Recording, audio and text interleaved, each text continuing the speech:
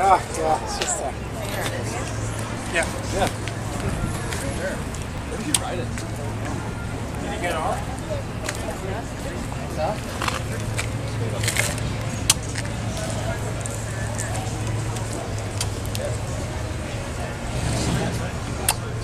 You're turning it on or off? On. Oh shit. Where do you want to go? Yeah, I'm gonna try it through there. So, what's your name? Charlie Brinson. And where are we? We're at Maker Faire, Vancouver's mini Maker Faire, And what year is it? 2013. And what the hell is this? It's a giant electromechanical snake. It's called Titanoboa, and it's modeled after an ancient snake that used to exist 60 million years ago. Okay. Yeah. So. And why did you make it? As a technical challenge and to kind of enable us to learn a bunch of stuff along the way. And it's also kind of a resurrection of that ancient snake. The story was that the ancient snake died off due to climate cooling, so now with modern climate change we wanted to resurrect it as kind of a menacing beast. So it's about global warming then? Kind of, yeah. Okay. Alright. Yeah. And can you give me a quick run over of the systems involved and what you've used? Yeah, so... With your finger as you point to them? It works on Let's go closer. The power source is an array of distributed lithium polymer batteries that are all along the frame. Yeah. And the frame itself is welded from, it's welded out of aluminum, so all the vertebrae are connected together by universal joints. And there's hydraulic cylinders that are kind of the muscles between those vertebrae that makes the snake flex and give it its propulsion. Okay, let's go in closer. Yeah. So this is like this is one of the modules. There's 5 vertebrae in this module, and the battery power goes to this electric motor here, which then powers a hydraulic pump, pumps the fluid at high pressure to the cylinders. And there's an Arduino microcontroller for each 5 vertebrae that controls these valves, which dictate how much fluid go to the cylinders. Yeah. And the kind of nervous system of the snake are these little sensors up here that tell you what angle the vertebrae are at with respect to each other. Oh, yeah. And based on that, the microcontroller can figure out how it's supposed to operate the cylinder to give you the correct waveform.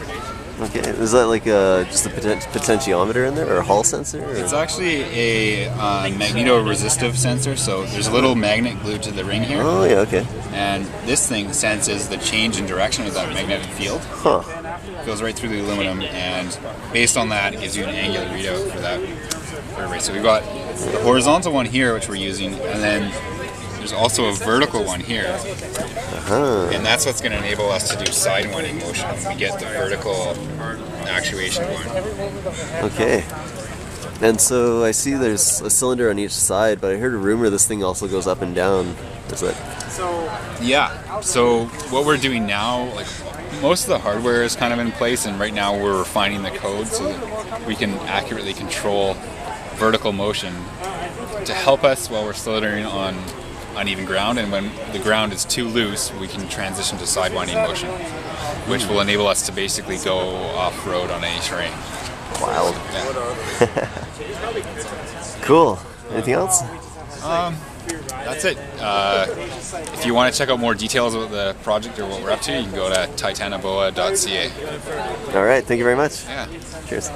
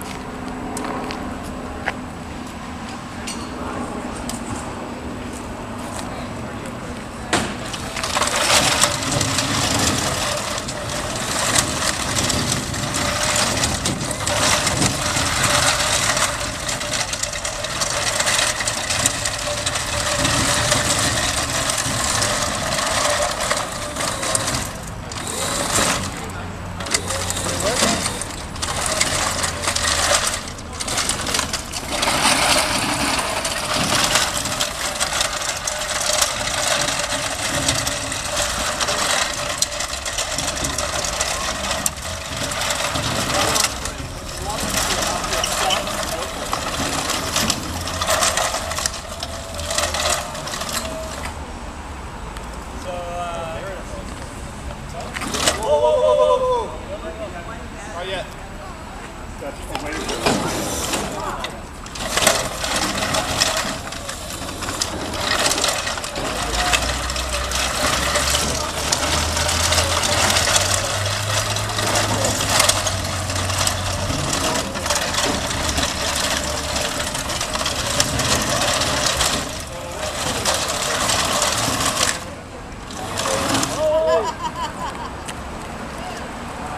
what do you say? Sometimes you're trying to go racing. It takes a long time to go racing.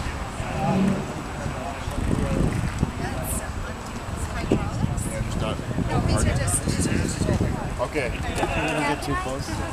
I'm done. You can sit this out now. Make it.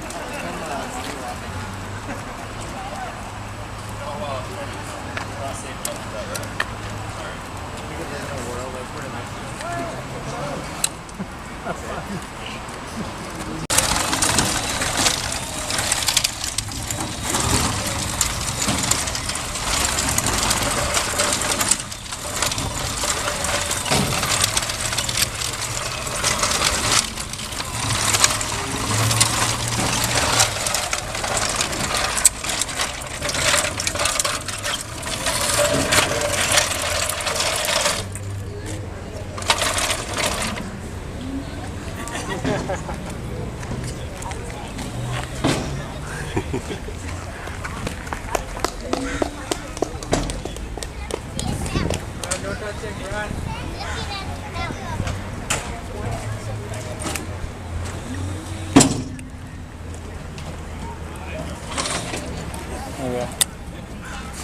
Okay.